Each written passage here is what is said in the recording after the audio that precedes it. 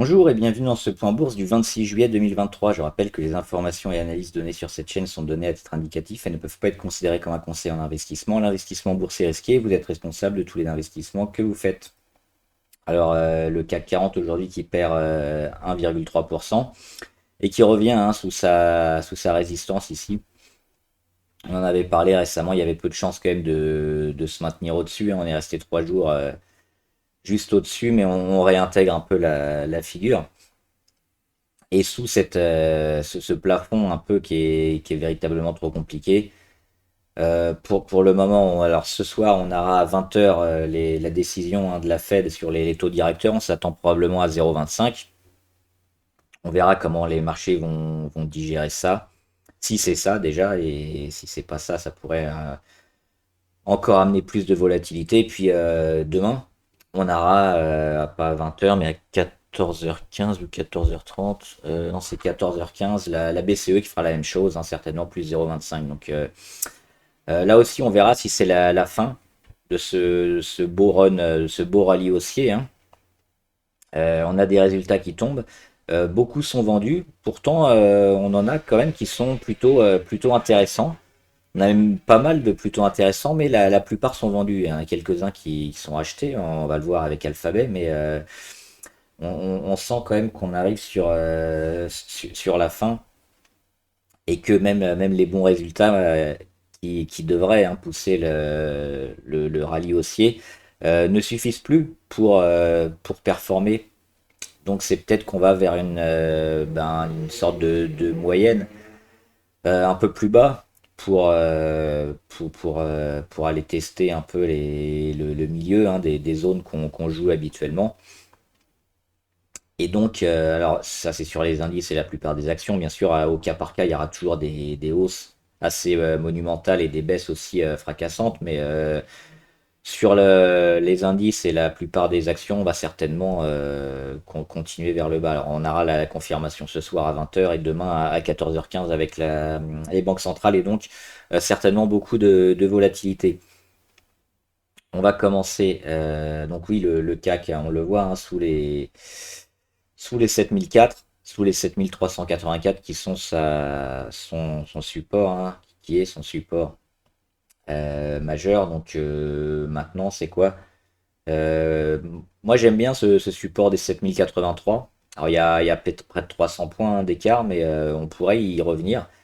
Donc alors j'ai pas joué de short, c'est dommage, hein, mais j'ai voulu éviter avec la BCE, hein, parce que on sait jamais si ça avait flambé un petit peu. C'est toujours le possible, hein, demain. C'était pas le bon moment pour jouer un effet de levier important, mais oui, on peut toujours probablement jouer un short sur ces niveaux-là pour certainement aller jouer les 7083. En tout cas, moi, c'est mon scénario. Je ne vais pas forcément le jouer, hein, sur l'indice, mais c'est ce que je pense qui a le plus de chances d'arriver. On va regarder maintenant plus en détail les actions. Alors, on va commencer par le CAC 40, voir ce qui a bien marché, ce qui n'a pas marché. Le luxe, hein, alors LVMH, je crois que c'était aujourd'hui. Mardi, oui, non, c'est une dividende. Euh, LVMH qui doit donner ses résultats. Je ne sais pas si c'est aujourd'hui ou demain. Ils ont donné des dividendes apparemment bientôt. Ça apparaît pas encore ici. Parce que je suis pas sur le LVMH. Ça devrait apparaître bientôt. Donc LVMH, très pondéré, hein, sur le CAC 40. Donc c'est lui qui fait descendre en partie l'indice assez fortement, parce qu'il perd 5%. On le voit. Il revient sur un niveau énormément joué, hein, les 824, on les perce à la hausse et à la baisse. C'est vraiment un peu le niveau moyenne ces derniers jours. Et moi, j'attends toujours LVMH ici, hein, sur les 739. Je pense que ce serait une belle opportunité d'achat. Avant, ça me semble un peu cher. Et puis, on va certainement encore beaucoup zigzaguer. Donc, peu intéressant pour prendre des profits, des plus-values de façon assez courte. Donc, oui, toujours en attente d'une correction sur le luxe et LVMH en particulier. Ouais, Denred, c'est pas super pertinent, mais on est toujours en phase de correction, donc c'est un peu le même graphique que LVMH finalement, avec ce niveau moyen ici sur les 58 et puis les 53,6 qui là aussi seront intéressants à acheter, je pense, sur Edenred, hein. Edenred, ils ont beaucoup monté, ils sont rentrés au CAC cette année. C'était ce mois-ci ou le mois dernier, je crois. Et mais ils ont beaucoup monté, ça mérite un peu de correction, un peu de moyenne, et les retrouver ici sur les 53, 54, ça pourrait pareil être un prix intéressant parce que c'est une boîte qui fait que monter et qui a des fondamentaux intéressants, donc ce sera intéressant, mais pas tout de suite. Hermès, c'est comme LVMH, hein, on va pas détailler, mais c'est quasiment les mêmes graphiques. Les 1650, hein, pareil, ça sera un bon prix d'achat. Et enfin, qui est-ce qui a performé? Carrefour. Carrefour, on l'avait dit, hein, ici, suite à la cassure, il y avait de belles chances d'aller chercher ici l'objectif à 18,57, elle y va. Moi, j'ai allégé sur Carrefour, j'ai quasiment plus rien. Peut-être parti un peu tôt, mais bon, c'est pas grave. On aura quand même, on essaiera d'aller chercher les 18,5. Et puis après chercher les 20, ce serait pas impossible, mais il faudrait casser fortement quand même les 18,5. Mais là, on est toujours plutôt bien orienté sur Carrefour, hein. Stellantis très bien, hein, plus de 7. On a parlé souvent à Stellantis. Moi, je suis rentré suite à la cassure ici des 16-2, 16-3 sur les 16-4. L'objectif sur Stellantis, il est. Pourquoi j'ai ça? Non, ça, c'est un ancien graphe, je pense. Ou alors, on va regarder en hebdomadaire.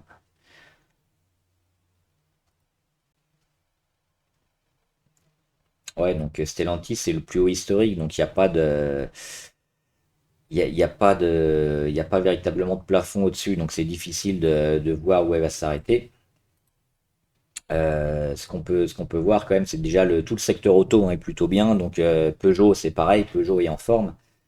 Et on a ce beau phénomène de retournement là, qui s'est fait en la fin de l'année dernière et la phase de congestion au printemps. Et depuis, bah, on casse et puis on lance une belle séquence. Donc surtout, ce qu'on va surveiller pour sortir, ce sera probablement les moyennes les plus courtes, hein. Le jour où on revient les tester, les casser, on pourra éventuellement quitter la position. Publicis, il n'y a pas grand chose à en dire, ils sont dans un range. Et Michelin, pareil, hein, on l'avait joué ici sur le support, elle a cassé sa résistance et puis elle va vers le deuxième objectif, hein. Le premier c'était ici l'oblique, le deuxième c'est les 29,45. Toujours plutôt pas mal. On va regarder maintenant quelques autres actions du portefeuille. On va commencer, hein, par la bonne nouvelle. Si vous m'avez suivi, j'espère que vous m'avez suivi, bah, c'est Xpeng. Et Xpeng, ils ont cartonné, hein, aujourd'hui. On voit les volumes. Les volumes, on en est à près de 88 millions à la mi-séance. On va certainement dépasser les 100, 120, 150 millions, hein, c'est énorme. On le voit sur le graphe, on va zoomer un peu. On était là hier, on a fini sur les 15,40 à peu près. Et là, on a explosé, on a ouvert sur les 17,7. On est monté à quasiment à 22, juste en dessous, hein, 21,8 environ. Et là, on rebaisse un peu vers les 19,5. Mais en termes de pourcentage, on va le voir, hein. Hop, on en est actuellement à la mi-séance à plus 26% et on est monté à plus 42%, hein. Donc, on l'avait vu ici sur ce chandelier hop, celui-là, le vert, qui était très important. On avait pris près de 10%. C'était lundi. Donc lundi, on était rentré. On pouvait encore rentrer hier, un mardi. Donc on avait une belle opportunité. Et puis après, ça a explosé. Donc c'est aussi ça, hein, voir les beaux signaux, les signaux intéressants qui nous permettent de rentrer assez fortement et d'avoir des convictions. Bah, c'est celui-là. J'en avais parlé, hein, c'est ce chandelier de lundi 24. Et derrière, on a une confirmation avec une explosion. Alors pour le moyen long terme, c'est toujours très compliqué, hein, d'anticiper. On peut éventuellement le jouer, avoir une partie. Sinon, en cours, on monte les stops, on a déjà un trade largement gagnant. Ce qu'on voit aussi, c'est qu'on a sur Xpeng, c'est qu'on est allé chercher ce petit gap ici qui datait du mois d'août 2022. On avait un petit gap baissier. On le voit, hein, sur les 20,93. On a baissé, ensuite on a failli le fermer, mais après on a fait que descendre et on l'a jamais fermé. Et là, on est venu le fermer avec la mèche. Ça, c'est plutôt positif, d'autant qu'on a une phase de retournement ici dans l'ellipse. Donc c'est plutôt intéressant toujours, hein, Xpeng. Moi, c'est un de mes favoris, je vous en parle souvent, plus que Tesla, parce que je pense que Tesla, ils sont survalorisés. Mais on peut toujours gagner de l'argent avec des actions survalorisées. Mais Xpeng, j'aime beaucoup. Et voilà, le prochain objectif maintenant, ça serait de tenir quand même à minima les 18. Les 18 qui étaient pour moi le premier objectif, hein, le deuxième c'était les 20,9. Donc tenir les 18 et puis peut-être aller chercher l'oblique, la véritable oblique de résistance ici, hein, sur les 20, les 24 environ, 24-25. Mais on est très favorable aussi. On va passer rapidement sur les autres. Ah oui, il y avait quand même AMD et Intel. Ils sont intéressants, très intéressants. On le voit ici, ils sont en fin de consolidation un petit peu. Ça, c'est AMD. Et je serais pas loin d'en reprendre. Alors, j'ai pas mal de valeurs US. Il faudrait que j'en vende une partie pour me remettre sur celle-là. Ça se tente graphiquement. On va attendre quand même le rebond et puis la confirmation. Mais là, on a un support sur les 105 qui devrait fonctionner. Et puis, une petite phase de congestion sous l'oblique blanche. Intel, c'est un peu le même graphique, hein. Intel, c'est la même chose. On a cette phase aussi de retournement moyen-long terme, hein, qui est actée. Les plus hauts, on le voit par vague de plus en plus haut.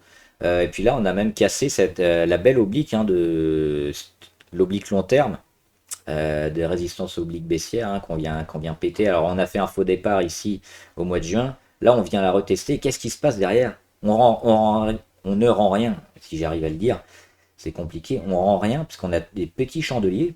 On revient tester l'oblique rouge, on essaye de s'en extirper, mais on a une perte de volatilité, ça c'est toujours intéressant, ça amène souvent des mouvements un peu plus forts et un peu plus longs, quand on a cette période un peu où il se passe pas grand-chose. Donc ouais, vachement intéressant probablement de reprendre ce titre, qui plus est plutôt orienté moyen terme, on le voit avec la plupart des moyennes qui sont ascendantes à la hausse. Donc tout le secteur un peu tech, IA, intéressant. On va voir Alphabet, alors ça je m'y attendais pas. Malheureusement, Alphabet, ils ont annoncé des résultats qui ont été largement achetés. Et ils sont là, Alphabet. Ici. Alors, ils font une petite étoile, hein. On le voit pas parce que on a une mèche haute et une mèche basse. Le corps du chandelier est ici sur les 130. Mais on a fait plus 6%. On le voit, on était à 121 hier, 130 aujourd'hui. Et surtout, bah moi, hop, on va dézoomer, hein. Pour moi, c'était double échec ici sur les 125. J'attendais une consolidation avant un départ. Et bah finalement elle a explosé. Donc peut-être qu'on aura un travail ici sur support à 124, peut-être un comblage de gap et après revenir. Moi c'est ce que j'espère maintenant pour me mettre sur Alphabet parce que maintenant c'est peut-être pas le meilleur moment. Ou alors elle nous ferait comme Facebook avec montée en escalier vers les 150. Trop tôt pour voir. Elle donne des signaux quand même un peu contraires à Alphabet, donc on va éviter de se placer, mais à surveiller tout de même. Alors qu'on voit la plupart des techs, hein, comme Amazon et Apple, ils sont arrivés sur résistance et ils commencent à consolider gentiment. Donc il se passe plus grand chose. Dassault Systèmes, on en avait parlé, c'était les résultats annoncés vendus. Donc je vous en avais parlé ici, hein, les 38.6 qui seraient probablement retestés. Ben, on a fait pire que 38.6 parce qu'on est allé en dessous et on continue de vendre. Maintenant, Dassault Systèmes, c'est costaud, hein, puis on revient ici sur la moyenne à 200. À voir ce qui va se passer avec les banques centrales, le marché, on va toujours être un peu volatile, mais reprendre du Dassault sur ces niveaux-là, hein, c'est peut-être un bon choix.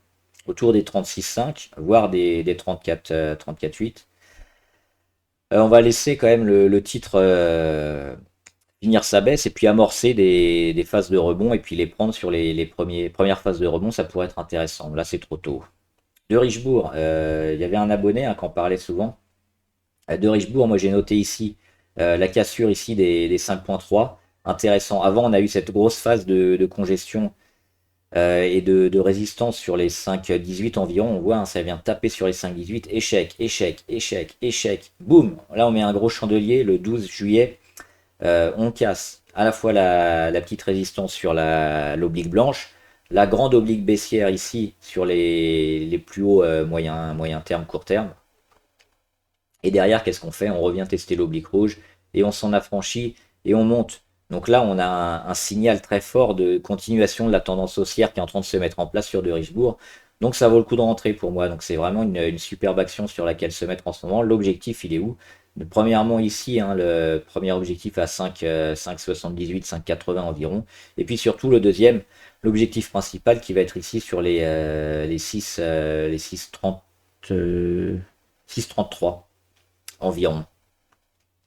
Donc de Richebourg très favorable. On a aussi le pic de volume ici. On le voit, un pic de volume sur des plus bas rachetés avec la mèche. C'est racheté, racheté, racheté. Derrière, ça explose. Donc de Richebourg très favorable. Euh, Fnac Darty. Alors Fnac Darty, il se passe pas grand-chose, hein. Moi, j'y suis dessus depuis un moment. J'ai pris les dividendes ici. Donc je l'ai pris avant, évidemment. Je l'ai pris par là. Les graphes, évidemment, ont changé avec les dividendes. Mais surtout, on voit qu'elle prépare un coup, hein, un petit peu comme les autres, parce qu'on a à court terme ici la cassure de l'oblique. On a presque une phase de retournement, parce qu'on n'a pas encore d'explosion, mais on a toutes les moyennes qui reviennent ici. On est plutôt dans le haut de la figure.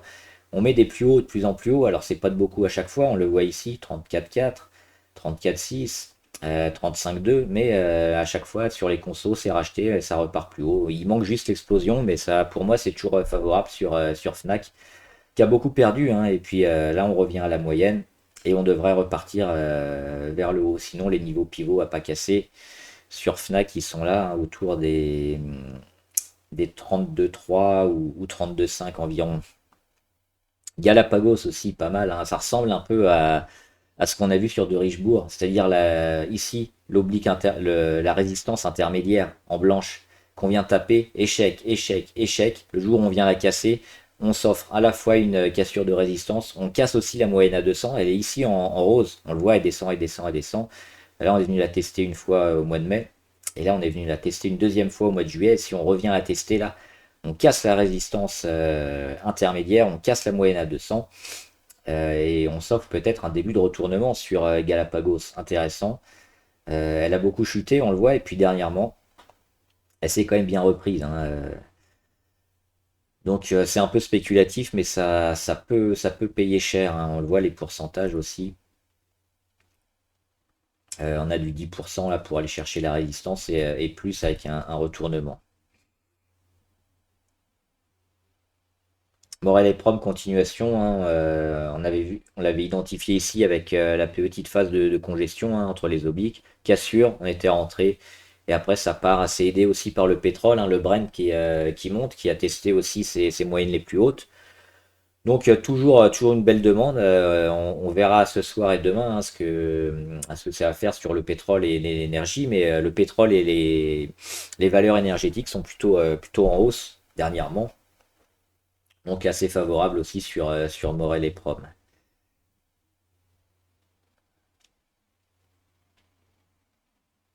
Et Microsoft, oui, comme Amazon et Apple, elle est venue tester un peu une grosse résistance ici sur ses plus hauts et depuis elle consolide un peu. Donc c'est pour ça qu'Alphabet, c'est un peu surprenant qu'elle surperforme à ce point-là. Euh, voilà, j'ai pas vraiment d'explication.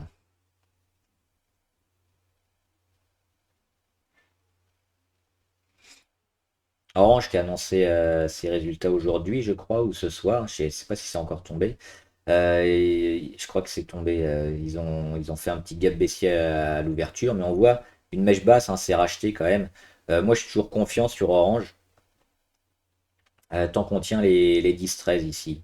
En deçà, ce sera un peu inquiétant, mais on va peut-être un peu faire du range, hein, du zigzag entre les 10-13 et les 10-5-75. Mais c'est plutôt comme Orange, comme Carrefour, comme Danone, c'est plutôt des actions qui devraient s'en sortir, hein, cet été. Plastic Omnium, juste pour voir, hein. J'étais parti hier, pas hier, avant-hier, le 24. J'ai bien fait parce que on avait vu cette mèche haute. Quand on voit des mèches hautes comme ça très fortes, c'est mauvais signe.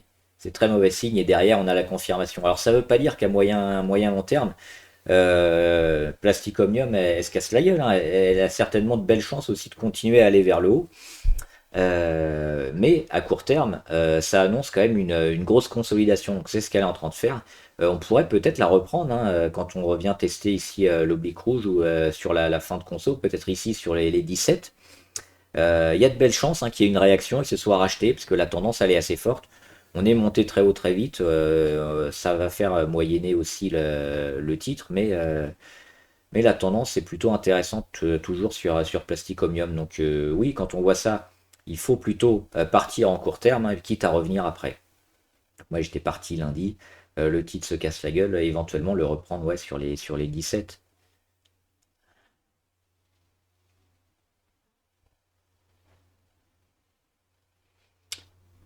Stellantis, je l'ai faite je crois tout à l'heure. Stellantis, ouais, on en a parlé dans le CAC. Téléperformance, moi j'aime pas trop, je suis toujours négatif hein, sur téléperformance tant qu'on vient pas se mettre au-dessus des 160. C'est une zone charnière sur le titre, hein. C'était le plus bas ici sur le scandale TikTok. Derrière, on est revenu essayer de la tester, échec tout le mois de mai ici, après pareil au mois de juin, pareil au mois de juillet. Elle annonce ses résultats, alors je crois que c'est demain. Il me semble que c'est demain que Téléperformance annonce ses résultats. Et comme on a beaucoup de sociétés hein, qui se cassent la gueule avec l'annonce des résultats, ça vaut peut-être le coup de jouer contre Téléperformance. On verra.